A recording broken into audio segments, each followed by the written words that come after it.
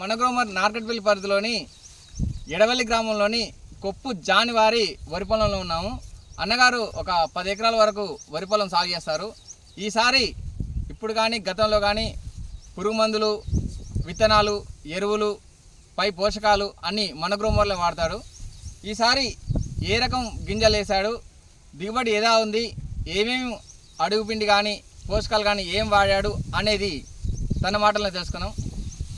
నమస్తే అన్న. నమస్తే అన్న. ఇప్పుడు ఈ పంట పొలానికి మీరు విత్తనాలు ఏం తీసుకొచ్చారు? మహేంద్ర స్పీడ్ అన్న. ఒక పోస ఒడ్లు మహేంద్ర స్పీడ్.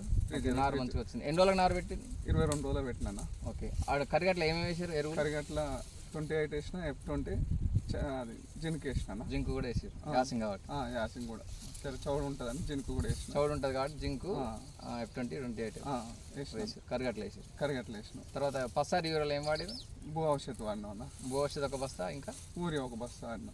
ఎకరానికి ఒకటి లెక్క ఆడినాం. మంచిగానే అనిపించింది. ఓకే. మళ్ళీ నెక్స్ట్ టైం కూడా మళ్ళీ భూ ఔషధ ఊరియా వాడినా. ఓకే. పసారి యూరియాల భూ ఔషధ యూరియా ఇంకేమైనా వాడారా? భూ 2 వాడినా అన్న. ఓకే. ఇంకా స్ప్రేయింగ్స్ ఇవన్నీ కలుపు మందులు కానీ కలుపు మందు రైజప్ అదే వాడినా. అది కూడా మంచిగా అనిపించింది. కలుపు కూడా చాలా పోయింది అంతా.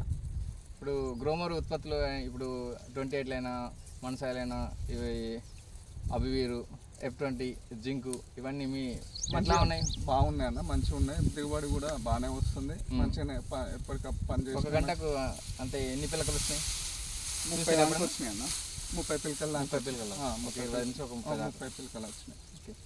పొలం అయితే మంచిగా ఉంది. మీకు అయితే సంతృప్తిగా అనిపిస్తుంది గ్రోమర్ ఉత్పత్తులు వాడడం వల్ల? మంచిగానే ఉందన్న. మిగతా రైతులు కూడా వాడచ్చు అన్న. ఓకే, ధన్యవాదాలు.